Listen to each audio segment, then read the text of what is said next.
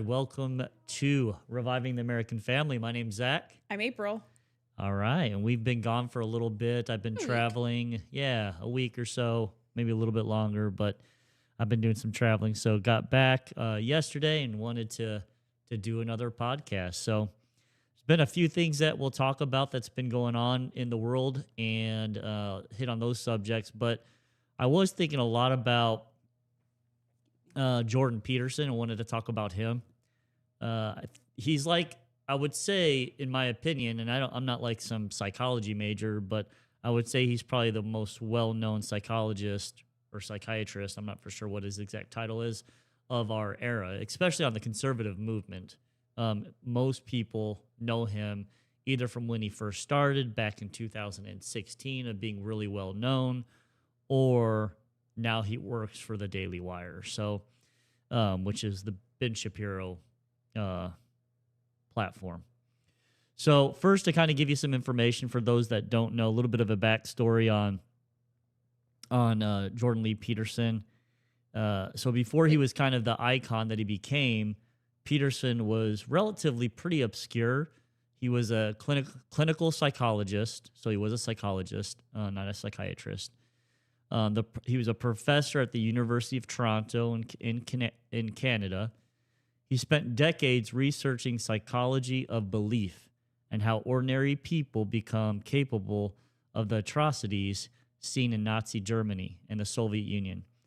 His first book, Maps of Meaning, took 13 years to write and laid the groundwork for his view that the stories and the belief of what he believes on the human mind. So I heard him talk about it. It was pretty incredible. He told me, or he didn't tell me, but he told in this discussion that he was having that in his books, especially the first few books, he would like analyze every sentence and he would change it. He said 3 or 4 times to make sure that the meaning of the sentence lined up exactly with his beliefs. Yeah. Every sentence. And he said that's why his book took 13 years to write, because he kept on. He's that analytical. He's a perfectionist, and he's very analytical. And words have meanings. So, and they can effectively convey how we believe and how we feel if we use the right words. People with the bigger, if you have a bigger vocabulary, you're able to express yourself better. So, I mean, I think that's, I don't know, I like that. Yeah. Pretty impressive. But what's kind of made his viral moment is in 2016, he went viral because of his stands and his protest against Bill C-16 in Canada. He argued that this law required him to use preferred pronouns. And he said he's not going to be compelled to use specific speech. The government telling you what to say rather than what you can't say.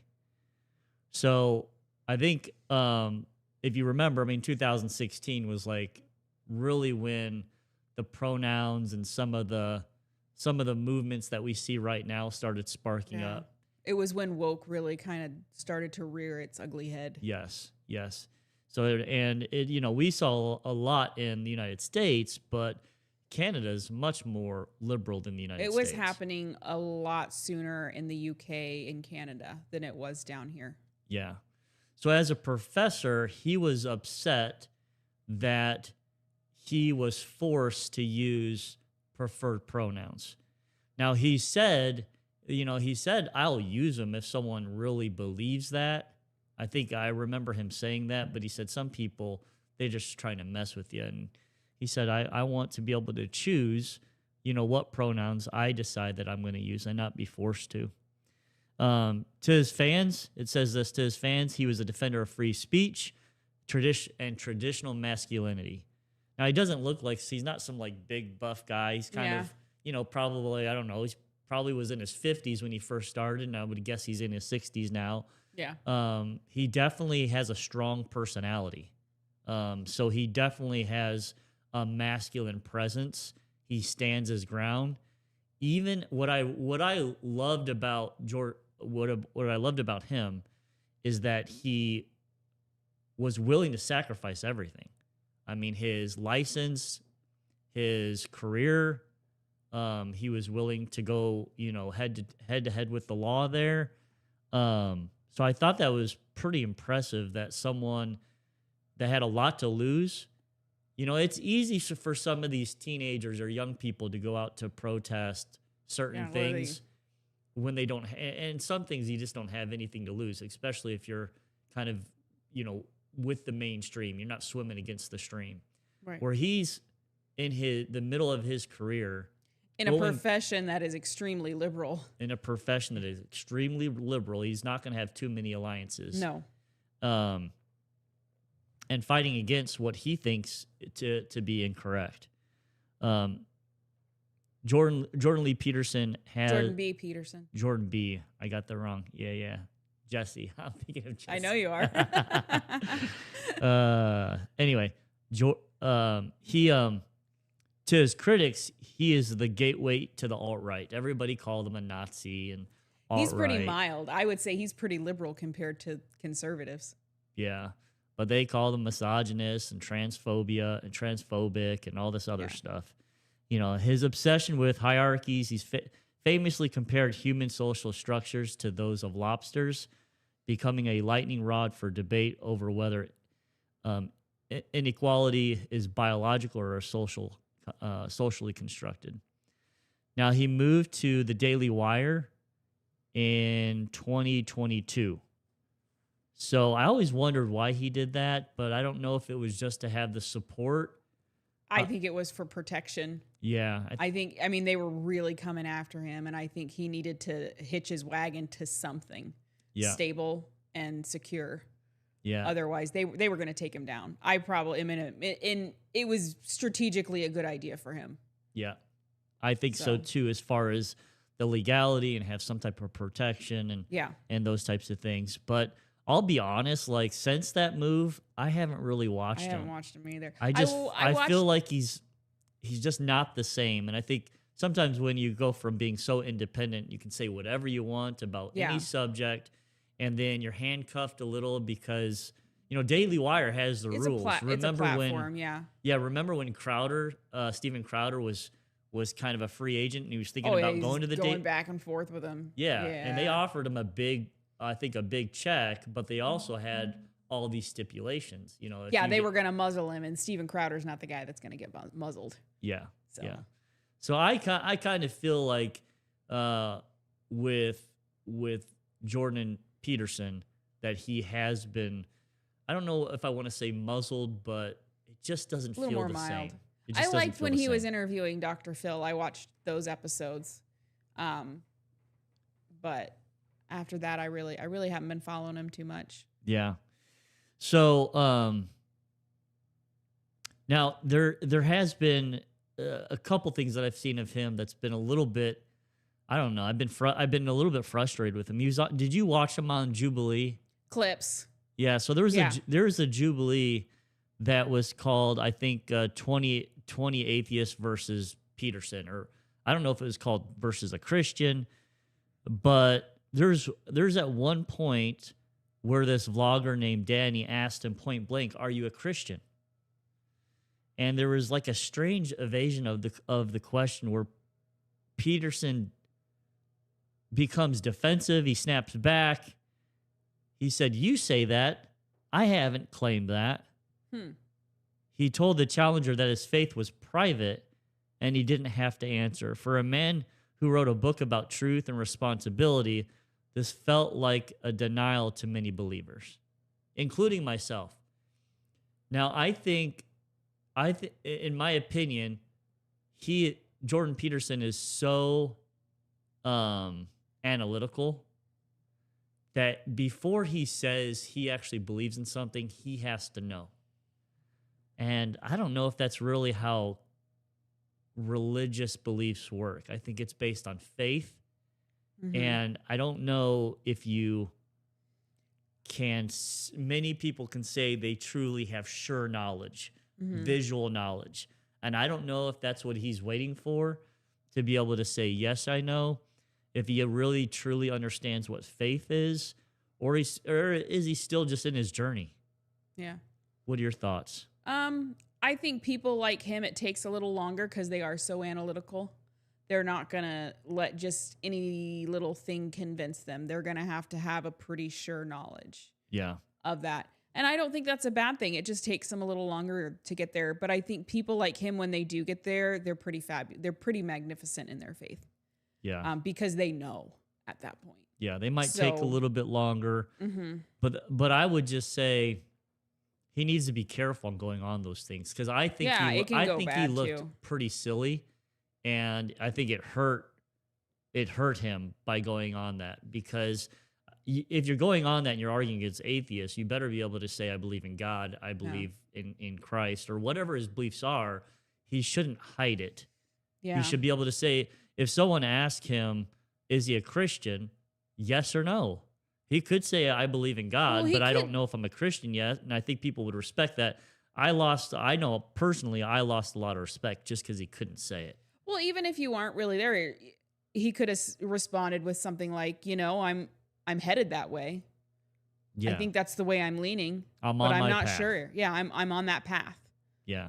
I think that would have been a better response than what he gave, because I do remember that response, and it was pretty weak. It was weak and confusing. Yeah, and I think a lot of his crowd that follow him are men of faith. Yeah, yeah. I agree. His crowd that follows him are probably men of faith. So, despite his kind of religious ambiguity, I can never say that. Ambiguity? Yeah, that's it. His marriage advice is considered radical traditionalism. He pushes a no exit policy, arguing that you must shackle yourself to your spouse to force radical honesty. He believes that without the back door being closed, partners will never be fully honest, because they're always afraid that the other person will leave if they see the ugly truth. Utility of truth, it says rule number 8 from his work: tell the truth, or at least don't lie. He argues that small lies are like dry rot in a house, unseen until the entire structure collapses. So I think that's pretty great advice. Like, just don't lie to your partner, ever. And even when you buy fabric and you sneak it in the basement? Yes. Or shoes? What? You mean no lies. So no lies. No lies. Be honest. We need to talk. Let's do that later. Yeah. Let's fight offline. Yeah, I found some stuff this weekend while you were gone. So if you're gone and I buy things, is it a lie? Yes. No, with little stuff, I mean, our relationship, at least, we haven't, we probably need to be better about budgeting, but I think we're pretty good. The big stuff we talk about, $10. I spent $14. Yeah. I don't need to know about that. You're spending a couple $100 on groceries. Yeah. It's best that you don't tell me those little things, because, as long as it's not like every day, that's where we can get in trouble. Yeah. And I guess that's a good path of discussion, though. I think that's where people get in trouble. Like, if you're doing that once a week and you're financially stable, that's not a big deal. Mm-hmm. But the problem is with like Amazon and some of these easy access where you can just click a button. You're not passing Amazon over money. Used to be a real big You're not problem even for looking me. at your credit card because it's already in there. It's too easy. It's so easy to click a button. And if you're clicking that button every day, well, it's $14, the $20, the $35. I took the Amazon app off my phone because it was just too easy. We had a little discussion about that. Yeah, I know. And since I took it off my phone, it hasn't been a problem. Yeah. So, anyway, don't lie to your spouse. But no, I think it's important, just like a side topic, like, hey, be careful when it comes to budgeting and having the Amazon and how easy it is. If you're getting an order every single day shipped to your house, you probably have a problem. There's probably a little bit of some good advice that, hey, don't get everything off of Amazon because you don't realize how much you're spending. Get out, go to Walmart, go to wherever, Target or Sam's Club, buy your stuff. That way you can at least see the Yeah. number a little better. It's in front of you. You're getting receipts versus I'm clicking a button and I'm moving on with my Right. life. I only get things off Amazon that I can't find in the store because, we live pretty rural and there's just not a lot here. That's So true. there's a lot of stuff I do have to get off Amazon just because it's not at Walmart because we have Walmart and Aldi. Like Yeah. we're that far out. Yeah. So, and we have a Kroger too, but those are our stores. And then we have like some like auction sales and thrift stores and a couple of thrift stores. But yeah, there's just some things where we have to. I'm curious for those that are listening. I would ask how many of you use Amazon once a week?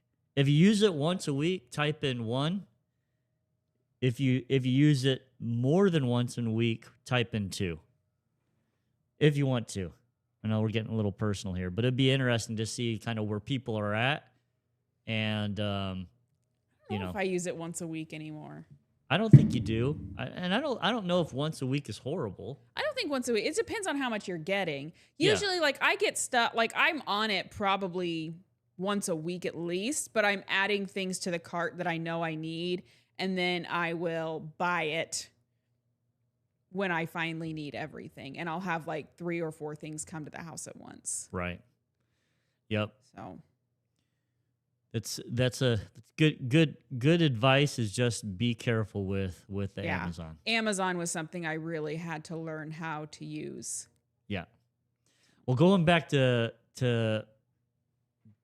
Lying. Did you say Jordan B. Peterson? It's Yeah. Lee, isn't it? No, It's- it's Jordan B. Peterson. Jordan B. Yeah, Are you sure? look it up. It's Jordan B. Peterson. All right, I'm just- online way more I'm just than gonna you. say Jordan Peterson. Yeah, just say that's what Um, most people do. Yeah. I don't think he usually goes by the B, but I think it is B. I'm pretty sure. I'm Okay. terminally online. So All right. So Jordan Peterson, going back to him. So I think it's really good advice to not lie, even when it hurts. I mean, being married for 21, 22 years almost, going 21 and a half, I think. we got married in 2004. 2004, yeah. Yeah. So that's 21. 21 going on 26. Be Really? 21 to 27. Going We're on doing 22. Going on 22. You're starting to math in like me, August. bro. Yeah. 22 in August. So I think it's important to always be truthful. And sometimes that means telling people something that's going to hurt their feelings. But if you let things fester, I think that can be a big cancer in a marriage. Yeah. And it can be the personal stuff of, hey, I don't like how your haircut looks. Zach, you can't shave your head. Or Yeah, don't do that. me and my wife were talking about that. I just want to shave my head. No. Or honey, you're starting to gain weight. Those types of conversations. I don't know. To me, there's nothing worse than a passive person. Like with a passive person, you never know where you stand. Yeah. Because they never give it to you straight. And I don't know, I used to be really passive, and I'm just not that way anymore. And I don't think we're ever passive. So Yeah. I think it really kind of calloused me up and taught me how to, say what I mean. Yeah. You want to be able to get your voice out and be heard in a marriage and really with any type of relationship, right? Mm-hmm. You want your voice to be heard, and you want to be part of the decision-making process. And if people are unhappy, they're going to stay unhappy if you don't talk about it. Right. You've got to be able to say, hey, can you change this for me? Or can we change this? Whatever it might be. Some people got to be a little bit more strategic because they have sensitive spouses. I think I callous the sensitivity out of you, and you're able to take it, some of the feedback pretty well. So let's see. What do we got here? We got some.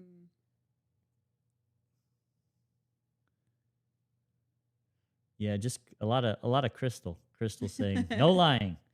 Often people, that dang heart is always in the way. I know. Can't People see what avoid. she's saying. Yeah.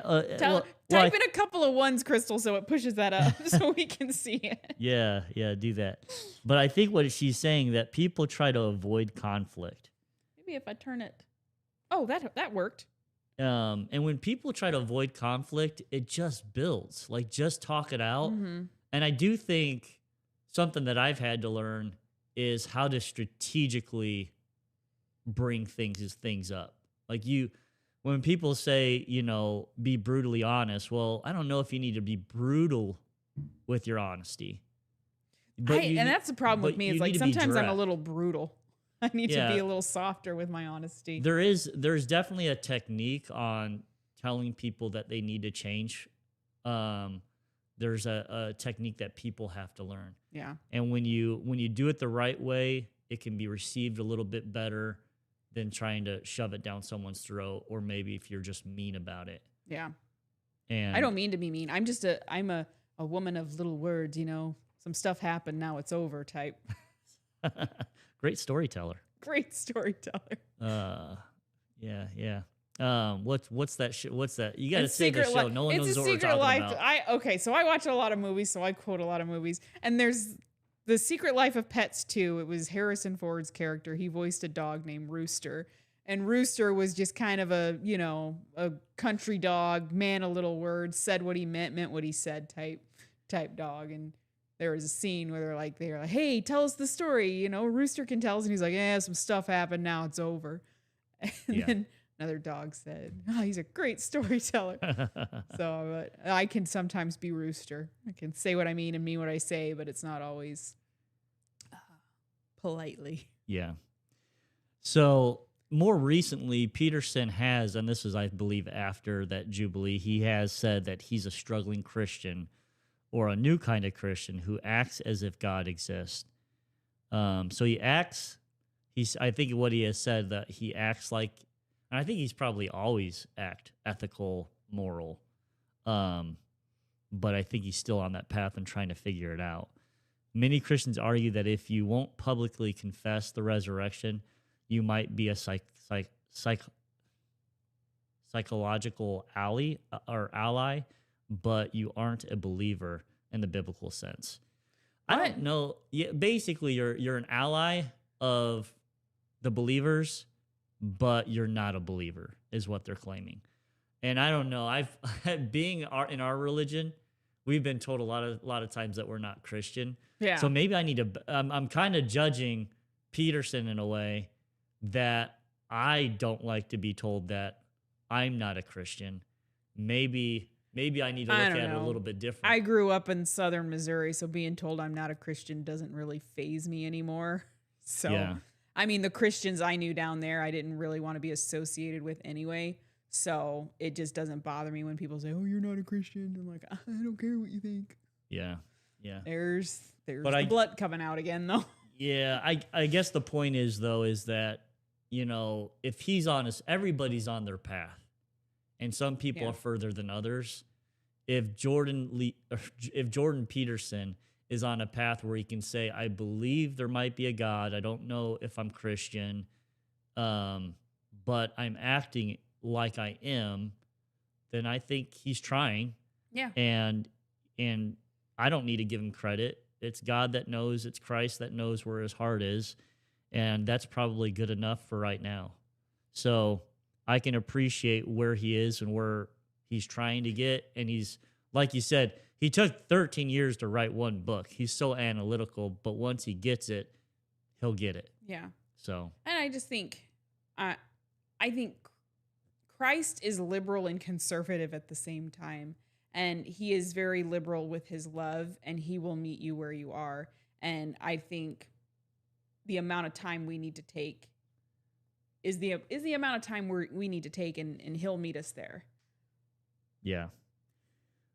Going back a little bit, I think Crystal put something good.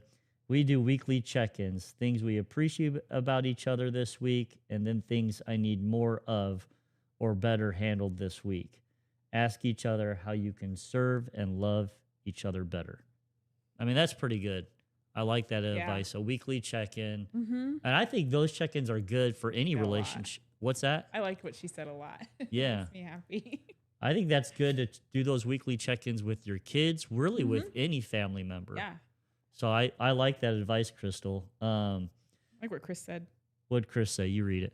I don't think we should I don't think we should let that bother us. I think he's referring to people like saying that we're not Christian.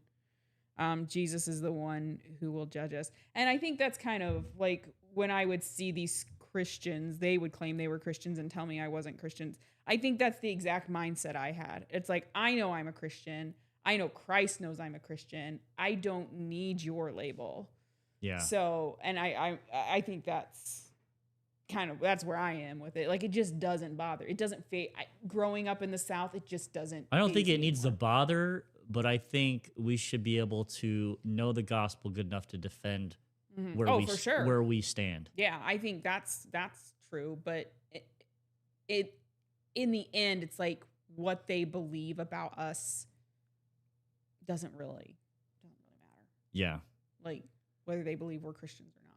What do you think about, so his marriage philosophy is the no exit policy, arguing that you must shackle yourself to your spouse to force radical honesty. I agree. Yeah. I mean, of course, there's going to be nuances to that where there is a time when someone should exit a marriage. What are the nuances? Physical abuse, Okay. financial abuse. Sometimes I think, What does that mean? like there's some some marriages where one just keeps spending and spending, and it puts their family in a situation that is just Like dire. like Bankruptcy to the point where it's just too dangerous to be with them. So I think financial abuse is a real thing. Yeah. Um, I haven't thought about financial abuse, but definitely physical abuse, definitely adultery. adultery. I think yeah. those are really the two like red lines for me. There might be others out there. I just haven't. I have put a thought into that, but those are the red lines for me. It's like any Yeah. type of adultery, and physical abuse for sure. Yeah. So, I mean, with the financial abuse, it's but like other you just than that, cut it's them off. You try to cut them off in the marriage. Like you can't control the finances. You get nothing. yeah. I mean, this Um, is a marriage. It's not like it's not a friendship. It's not, hey, I can get mad at you and then just break up because we've had an argument. That's not how a marriage works. And for us in our religion, marriage isn't until death do you part. It's eternal. It's We forever. believe it's forever. So even more so, we got to get along because we're stuck and shackled as Jordan if- Peterson said, if forever. anyone takes that seriously, it's the members of the Church of Jesus Christ of Latter-day Saints. We shackle ourselves to each other. It's not just a 60 for to 80, eternity. 80-year marriage for us in Yeah. our point of view. It's a forever point of view. So Yeah. Crystal says another financial abuse is one controlling all the money. Yeah, I could see that too. Yeah. But if the one that is controlling all the money, because I'm gonna be honest, you had to do this to me at one point. Like you had to take all the credit cards, and I had no access to money, and I had to come to you for money. It was a short period of time. We're getting legit right now. Yeah, We're getting it was a personal. short period of time. It was really rough. I was spending a lot, and I had to bring our family to a point where it was very stressful. And luckily we got out of it, but it was because you took control and I had to come to you for everything. Yeah. So. But that was a short period of time, like you said. And sometimes we got to make corrective actions. And I agreed to it. Yeah. I 100% agreed to it. I think it was my idea. I gave you all the cards. Right. So So yeah, I think that's definitely, you should see yourself as, I like the imagery of shackled. When I think of shackled, are you thinking of like chained together? When I think of shackled, I think of like a chain together. Maybe like a shackle of roses or something. Shackle of roses. You're looping roses around. Thorns. Yeah. It's a good shackle. Yep. True. All right. Let's see here. Let's go to the next subject. All right, next subject. So kind of following that, I was thinking about marriage, and we've talked a few times about that. What trad wives is what they call them now. Mhm. And I was thinking, like, What happened to housewives? is there any I trad wife guess. sounds cooler? Yeah. But no, housewives. But I was thinking about, in the biblical sense, you have the story of Queen Esther. So just to kind of talk about this a little bit, the story of Esther, and then the king, I believe, if I'm remembering right, was married to a lady before. Her name Yeah, and was he like gave her the boot. Vashti. Bathsheba? Was it? No, no. Bathsheba was David's Gotcha. thing, Yeah. wife. I don't know the So, Bible so much as you do.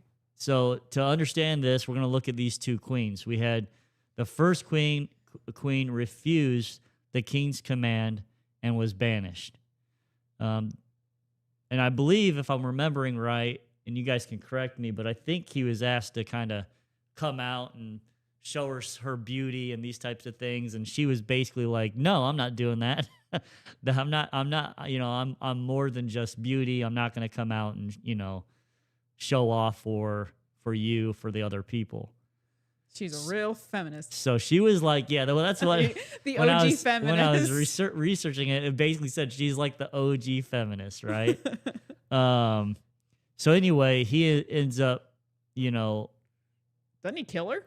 I was gonna say divorce, but he might have killed her. seems I seems don't a little think he just sent extreme. her- I don't know. I'd seems have a to little- read that story again. So she demanded, rights, and she wanted power, and there was a little bit more to it. And we're reading this. It's always hard to understand the Bible completely, and really any of the old ancient scriptures, because these people were married for a long time. It would be like, we're not gonna wood. Me and April gets divorced, and I put like one sentence in there, and everybody reads it about April. April spent a lot of money, so now everybody just thinks our whole marriage, April spent a lot of money. Yeah. That's not very fair. So some of the scripture, just their whole entire lives aren't there, is my point. So it's hard to know, was it just because she wouldn't walk out and show her beauty, or were there many, many other things that were going on that had these characteristics of rebellion, of I want more power, and those types of things? That's what I would assume. It wasn't just you're not gonna come out and show your beauty, then you're out of here. I just find you that have hard to understand the culture of the time too, as well. Yeah. Like a lot of the people that study the Bible will also study the culture of the time, and they'll pull other texts from that time as well to kind of understand why things go down the way they do. Because culture dictates everything. In a civilization. Crystal said she was just banished. See, I was right, April. She wasn't killed. She was just banished. Okay. Just banished. Just banished. Banished to where? Get out of my house. That's probably what it was. Did she get alimony? I don't know. I'm not for sure. I don't know if they had alimony back then. But anyway, now, do you remember the story of Esther? Mm-hmm. All right. Can you tell us, since you're the woman? I don't have many words. You know that, right? All right. Go for it, though. So the story was that he was looking for a new wife, so he sent out a proclamation to the town or the village to send their daughters to be like selected, and then Esther wins the bachelorette or the bachelor, she gets the last rose, and then he marries her. I like how you're comparing it to the bachelor. He marries her, but he doesn't know that she's a Israelite or Jew. A Jew? Did they have Jews at the time? Was this before or after Moses? Yeah, they had it. After Moses. So he didn't know she was a Jew, and I don't know, you're going to have to do the rest. Yeah, I mean, but you're going into the details of the story, but yeah, basically there was a guy that wanted, part of his council that wanted all the Jews to be killed. And then Esther comes in, and I think she comes in during a meeting, which was kind of not looked. Oh, that's right. But she gives him counsel. And the point of me bringing this up is, and she ends up saving, all the Jews. But it really shows that I think a lot of people can say trad wives are oppressed, and you can see Esther giving wise counsel to the king. But I think she gave that a counsel when she wasn't supposed to, right? Like she wasn't That's what I was supposed to be saying. meeting. Like she came to the meeting. She came unannounced in and risked herself being killed for, their traditions or whatever, that she wasn't supposed to do that. So, it's a pretty powerful story. And I look at her as not the first, but as a traditional trad wife that had a lot of power through her grace, her love, and her beauty, and she used that with wise purposes. And I think we got these days we got moms that work, we got moms that stay home, and I think every situation is different for different individuals. We've had times, April, where I think the first 11 years of our marriage you didn't work, and now it's been a little bit off and on. But I'll be honest, April does not want to work. I hate it. We're just in a financial spot where it's best that she does. And I don't like to talk about it. Dang, she got somber real quick. But it's. I like sewing. I like sewing things for my family. I like keeping my house in order, and I like being flexible for the things we need to do. You want to be a housewife. Dentist appointments, doctor's appointments, and not having to try to figure out how to. It's just too hard, and I hate it. Yeah, it shouldn't be. Well, and not everybody feels that way. And it's all the feminists' fault. Not everybody feels that way, and not everybody's in a situation that way. There's single moms. There's people that have to work for whatever reason. But what I've said before is I think the best order of a family is for the mom to be at home. Now, you do work from home, so you have a pretty good situation. It still takes me a lot of time to do that job. Like, I have to be working. But I can't. Yeah. I guess the point is, though, the best case scenario that whole work from home thing is garbage. Whatever. It's the best. Well, no, people are like, oh, it'll fix everything if my wife can work from home. She can be a stay-at-home mom and a full-time worker. It doesn't work. It's exhausting. Yeah.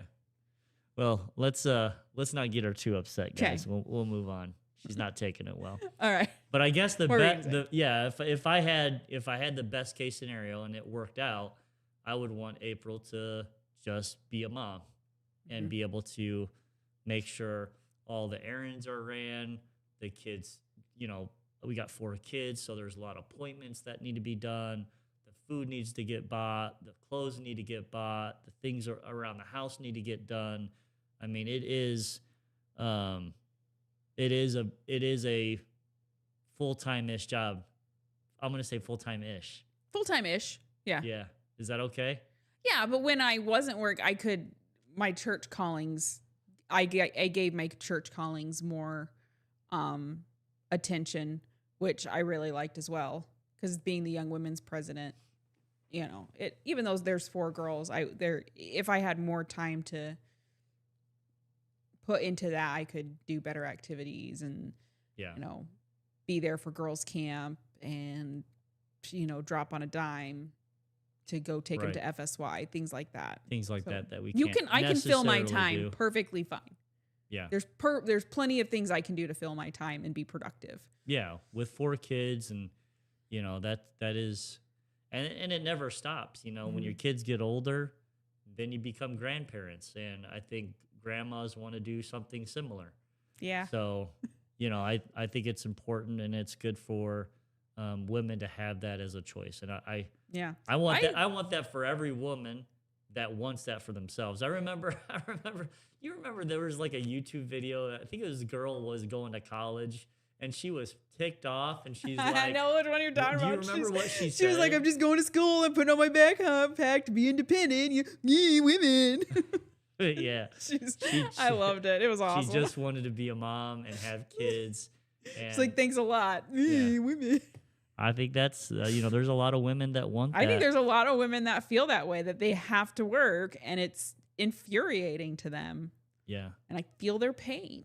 But that means you got to set your budget If you don't want it, you have to set a budget. You have to buy, a smaller house, and you sacrifice things. Or you could make more money. Yeah, until I can, you'll get what we can afford.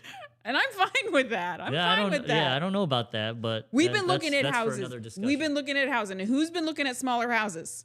Who's the one that's been looking at smaller houses? No, I wanted a 4-bedroom and you wanted a 5-bedroom. The only reason you wanted it is because you want a bigger house. No, you were looking at much bigger houses. I was looking at smaller houses with more bedrooms. That was it. Yeah. Okay. She's a work in progress, guys. She's a work in progress. He's a work in progress. All right. Let's talk about the next subject. We got some of the things that are going on with Trump and the tariffs. So you guys have probably seen this in the news, but just kind of give some context. So in early 2025, President Trump used the International Emergency Economic Powers Act to slap Liberation Day tariffs on foreign goods to fix trade imbalances.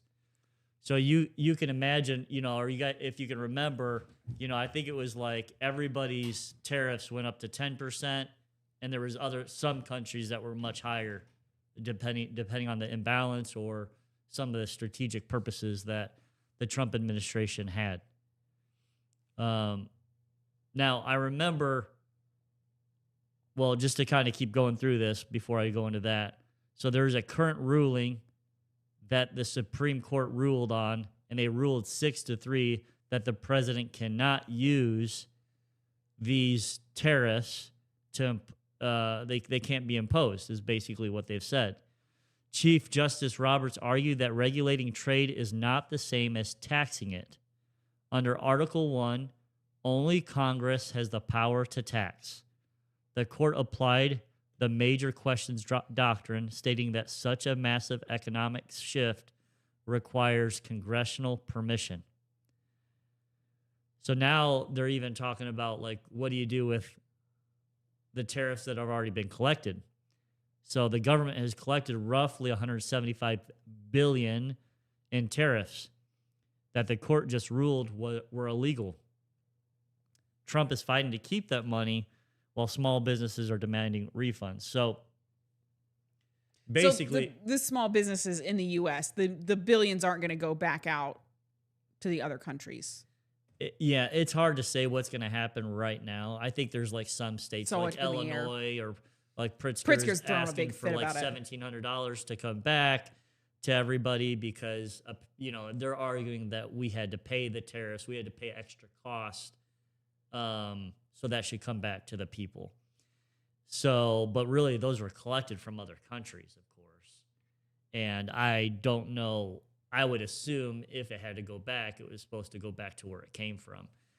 But this is something that's going to be in the courts for years, I'm sure. And it'll probably, Trump will probably be out of office by the time they make some type of ruling on it, because they're probably going to have to be sued. I don't think they ruled on this at all. What's going to happen with the refund? I could be wrong. I tried to look for that, but I don't think they said that there needs to be a refund. But knowing the Democrats, they're going to, just to prove a point, they're going to ask us to return that money to the different countries. Now, some of the more liberal states, like Illinois, the governor is asking it to return to the people, which would definitely be better than returning it to the countries. Yeah. So, well, there's a lot of things that I saw online that I bought, not a lot, but there were some things I bought online that said they actually put on their tariff charge. So it was being paid for by the consumer. Yeah.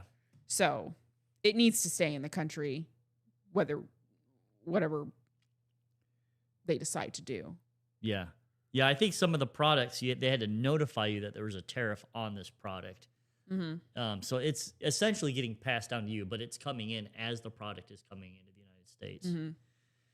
So, like, immediately after this, though, Trump shifts to his plan B, mm-hmm. and he immediately turned to what's called Section 122 of the Trade Act of 1974. This specific law explicitly allows the president to address large and serious balance of payment deficits with a temporary surcharge. So a surcharge. Okay. The catch, it is capped at 15%, which he hit today, and it expires in 150 days unless Congress votes to extend it. He's using the 5-month loophole to bypass the Supreme Court and force Congress to act. So remember, before it was 10%, but it was 30% on some countries. Well, this loophole only allows for you to go up to 15%, but what Trump announces, everybody's getting the 15%. Probably because he's trying to make up for those that he was hitting, with higher amounts. Yeah. So he's doing 15% on everybody, and 150 days. That's about 5 months. He's hoping that gives Congress enough time to put some of these tariffs into law. Yeah. Which I would be shocked if they're, the SAVES Act that Mitch McConnell's, dragging his feet or pushing back on. Tripping over his feet, guy, you mean? That guy is garbage. I don't want to get off on a tangent, but yeah, he is. He's a piece of garbage. I think he actually fell today or yesterday, but he's a. And the SAVE Act is mainly about it wants federal elections to require voter ID. Right. So it's essentially an ID law. Yeah, and it's just federal. for federal. Yeah. So if you want to vote for the president or a senator, you have to show an ID. If it's your local elections, well, I don't think senator is not federal, is it? That's your state. No, I think Senate. So the person you send to. So do you think it's Congress Washington? And the senators? I think so. Because they're federal, and then you have your state senators and congressmen. Yeah. We'll have to check into that. Yeah, I'm definitely look up to not that. positive. I kind of was under the influences basically for the, president. Yeah, because they're representing you federally. That's Okay. what How you understand it. So it says while the lawyers fight over the 150-day limits, the military. Okay, so we're kind of going to transition into, at the same time this is all happening, our military is moving into position over in Iran. So we got a trade war that we're talking about, but we also have a literal war, and our armada is going over the Gulf, and the clock is ticking. It's almost like the drawing is, or the writing is in the sand type of thing. And we've been talking about this for the last month and a half when the protests started, and then when they started to kill their own people. That was the red line for Trump. Yeah, I expected this. Yeah. I didn't want it. I was hoping it wouldn't happen, but I expected it. Yeah.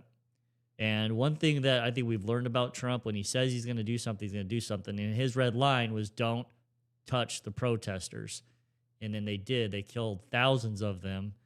And if you remember, it would be pretty hypocritical if he doesn't do something at this point, because he always bashed Obama for the red line that he set with Syria, and they crossed it. Obama did nothing. Yeah. So this is a pretty high stakes scenario, which is why we wanted to talk about it. The background on this, just to give you a little bit of background as we jump into it. In June 2025, we got the U.S. Israel that conducted a limited air campaign against the Iranian nuclear sites, or nuclear sites. Yeah, I think there was a couple that they hit. While it was successful, intelligence now suggests Iran moved its enriched uranium before the strikes, meaning that the nuclear threat still exists. It was never eliminated, which kind of makes sense. I mean, they knew that something might happen, and why wouldn't you move why wouldn't you move your uranium before the strikes hit? So now we come to February, right now, the largest U.S. military buildup since 2003 is now surrounding Iran. We've got the U.S. Gerald R. Ford, the USS Abraham Lincoln are in the region, backed by over 100 aerial refueling tankers. And you don't bring 100 tankers for a one-off strike. Yeah. So I don't think this is going to be, I mean, I wish it would be something like Venezuela's, situation where it was not even an hour and they were all out and everybody was safe. Yeah. I think this is going to be a few weeks of bombing, but you never know. I mean, I just hope it doesn't turn into another 100 years war. Like, if you remember when Israel was striking Iran without us, I mean, they were whooping the crap out of them, and that was just Israel with our help. Mm-hmm. But we have brought in some of our big boys over there, and I think I don't think Iran stands any chance. So it should be interesting to see what happens. In 2000 or on February 19th, there was a 10-day ultimatum that Trump gave. Trump gave Tehran a 10 to 15-day deadline for zero enrichment. He warned really bad things will happen if they don't comply by the end of the month. And Trump never likes to do things on the exact day because he doesn't want them ready. I wouldn't be surprised if it happens before that. Yeah, he's bluffing. Yeah, he might he probably wants them to think they have 10 to 15 days, and I wouldn't But be they have like 3. Yeah, I wouldn't be surprised. I mean, I wouldn't be surprised if it was happening right now. I mean, you just don't know with him. He's unpredictable. Yeah. And then the other massive driver that we talked about is just the Iranian protests. The regime reportedly killed thousands of its own people. I mean, it's hard to know what it is. There's reports from 15,000 all the way over 80,000 of them killing their own people. So Trump is framing military action as a mission to stop the mass execution of demonstrators. So the big question is, will they be able to kill all the leaders? And then when they do kill all the leaders, who are they going to put in? We've talked about the Shah's son quite a bit with our podcast. That seems like he might be the number one pick. He's very westernized. That would be good. He's lived in. If he wasn't, I don't know. What I see from him is he's a passive person, and that makes me nervous as well with the Shah. But he is very westernized. Yeah, you need like a westernized person, but also a person that understands the culture over there. And I think he was out of there by the time he was 20, and he's like 65 right now. So he hasn't been there for 45.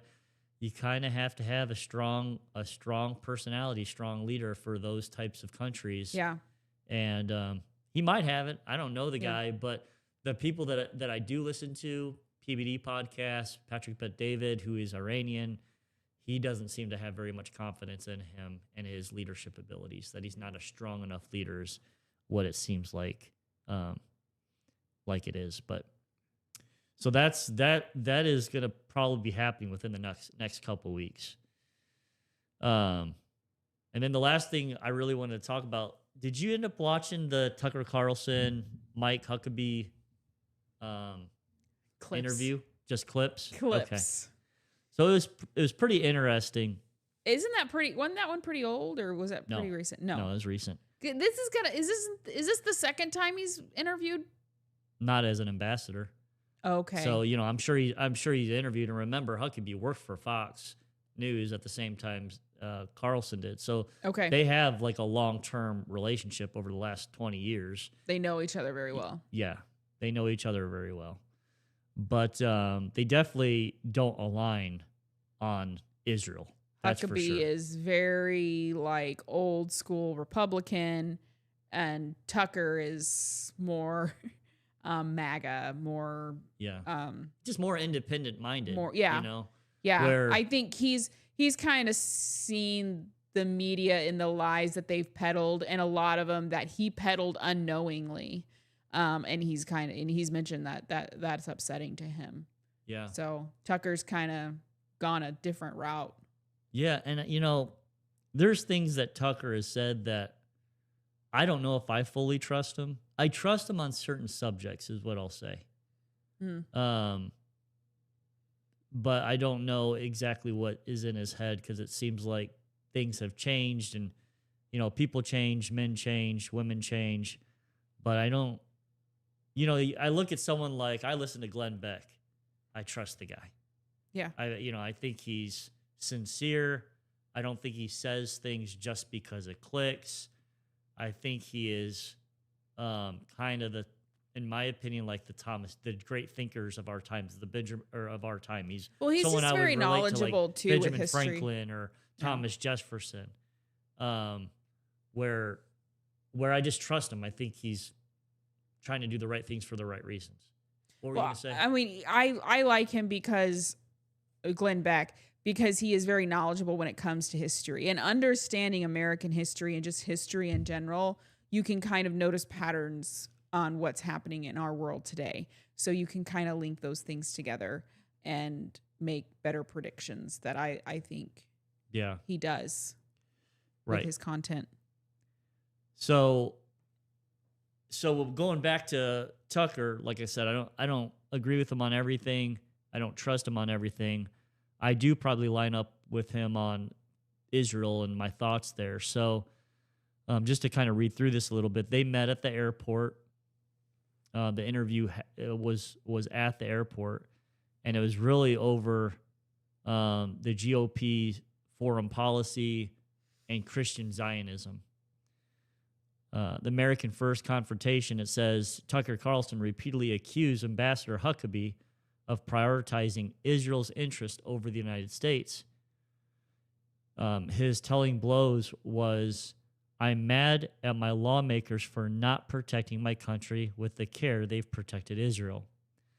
The biblical land dispute, Carlson pressed Huckabee on Genesis, says 15. I think he said 15, but I believe it's Genesis 12. The land from the Nile to the Euphrates. Huckabee shockingly responds, it would be fine if they took it all. Which, you didn't watch this part, but it's basically Tucker saying, Israel's borders are what Israel's borders are right now.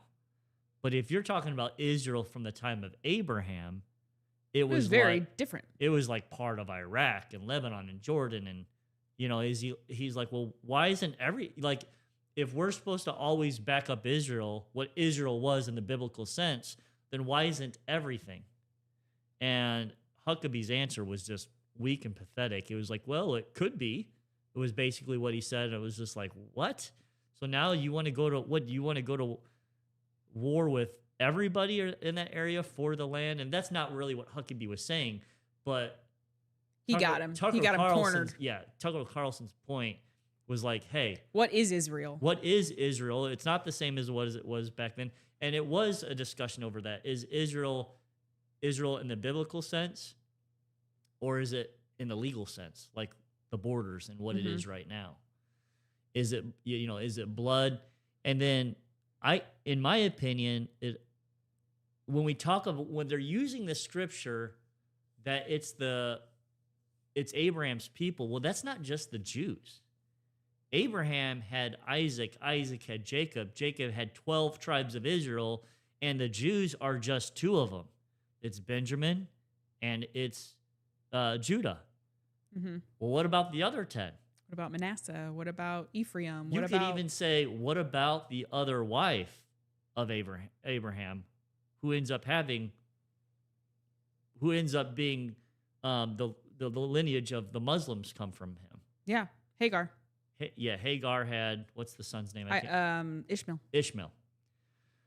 So it's kind of a confusing argument to be able to say that. Now, to me, the Lord, and this is like the scripture, the Lord blesses those who bless Israel. Well, what about the people of Esau too, though? Right. I mean Abraham had lots of kids.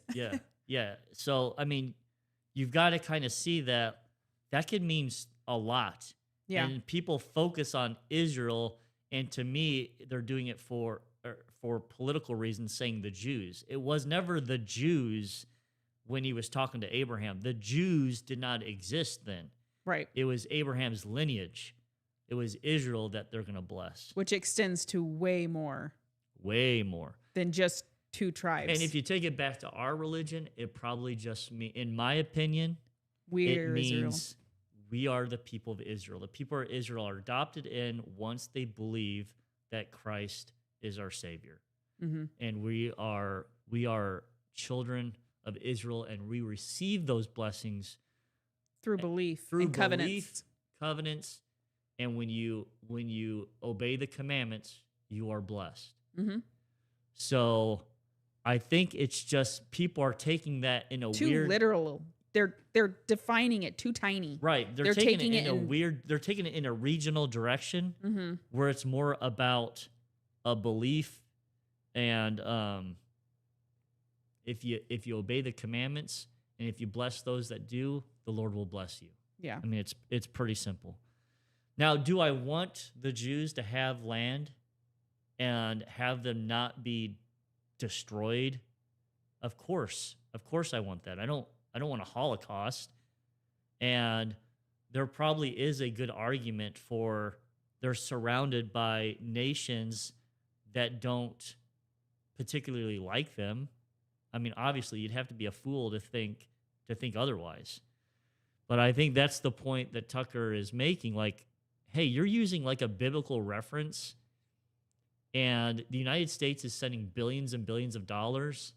And he even says, you've got Israel that gets these billions of dollars, but they also have free abortions that they give. They have free schooling. So they're getting all this free money, and yeah, they're using it to protect themselves with missiles, the Iron Dome, and everything else. But why don't they use it to protect themselves? And maybe don't give the free schooling. We don't get free schooling. No. And we don't want abortions here. At least, this podcast, this group doesn't. No, we don't want them. But it's abomination. It's barbaric. Yeah. Such a barbaric act. So I think that's Tucker's, and he brought this up, by the way. He brought up the abortion. He brought up the free school, and those types of things, free health care that they get that we don't get, but we're giving them money. It doesn't really make too much sense. Like, hey, dude, that's why our health why care don't is you so guys expensive. pay for that, and then your people can pay for that, and then you'll have enough money to be able to buy your own missiles. Now, Huckabee's argument was, yeah, but they're buying the missiles from us. He actually said some of this is made in Arkansas, which is where he's from. He was the governor of Arkansas. Now it's coming together. Yeah. Follow the money, right? Follow the money. Follow the money.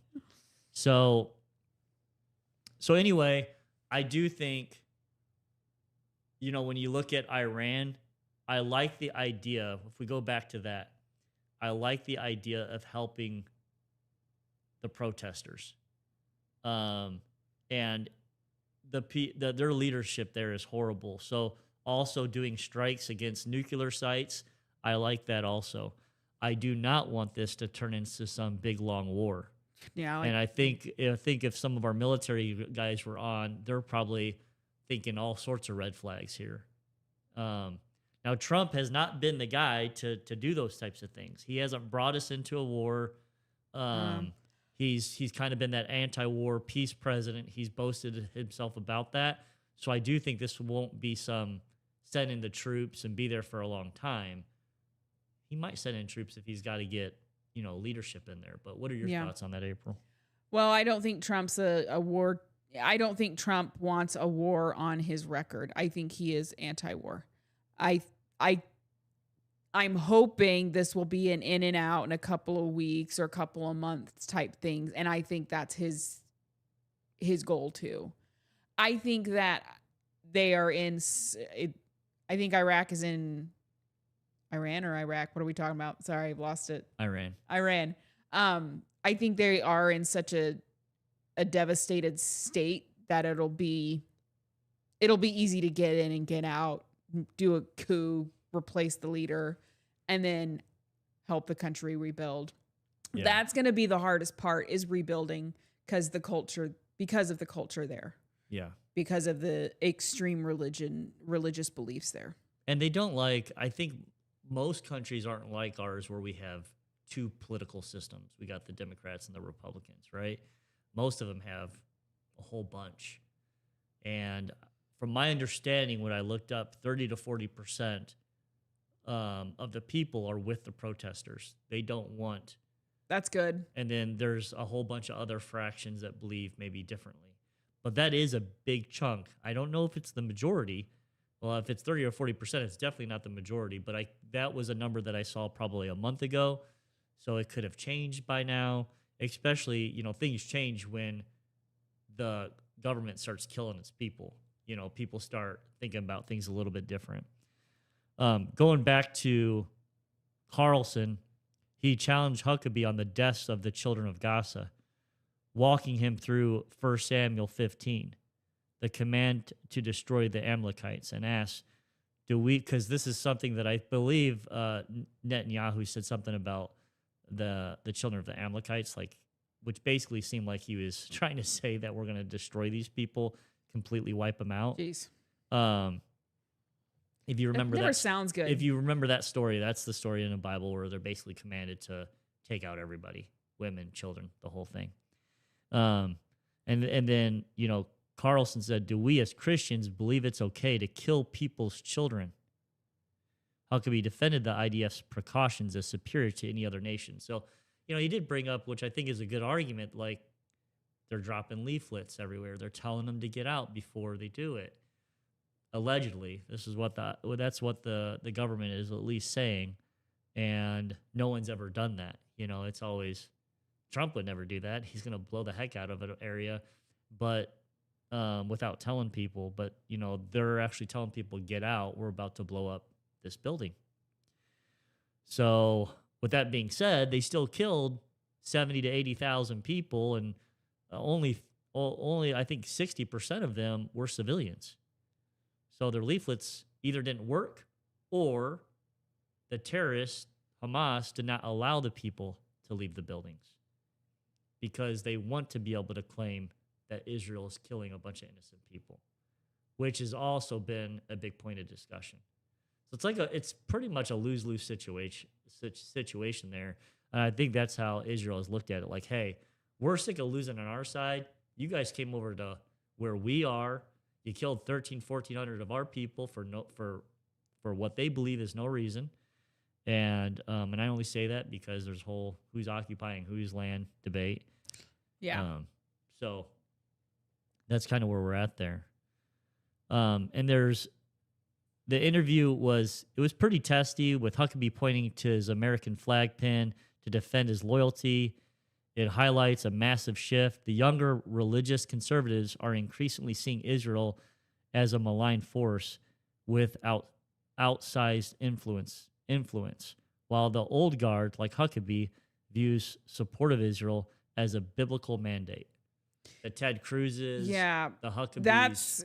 That's something that you're going to have to face. A lot of Gen Z are becoming almost anti-Israel, is what I'm hearing on both the liberal and conservative side.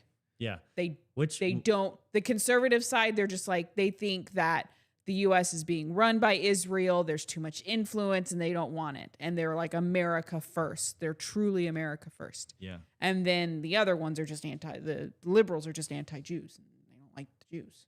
Right. So that's something that they're going to have to face, because the younger generation are just not on board with them, no matter where it's coming from. Which I don't think is good either. I don't think so. I don't think it's good either. There's got to be... There's a middle ground that we're losing with our youth. And it's probably because they don't... when they see us helping other countries and Gen Z themselves can't afford things and our economy is crummy. And that's the thing, Trump's done okay with the economy. It's gotten better, but it's still crummy. Houses are still high. Groceries are still high. Things are still too high. Gen Z does not see a light at the end of the tunnel. And he's not going to be able to get them on support get their support on this war and going over there to Iran or Iraq or Iran. I always get those two confused. I don't know the difference. It's okay. But I know what's happening over there. And you're not going to be able to get them on board with with helping out any other nation until you can get our nation under control and get things affordable for them. And Yeah. I agree with them. That should be Trump's number one concern right now. Yep. Is getting our economy affordable for the next generation. Agreed. All right. Well, we're wrapping it up. We want to mention something special to us. We actually lost our dog he was 20 years old. And this week He was 22, wasn't he? No, he's 20. He's 20. Yeah. This week was his last week. And he was a little Chihuahua. And he was merle colored. He's one of the ugliest dogs. Tongue always hung out. But he was beautiful to us. And we live on land, so we were able to do a little burial for him and little special, moment that we'll share as a family. But we dedicate this podcast to our little dog. Oh boy. Bullet. So, all right. Thanks, guys. Have a good Have a good weekend. night.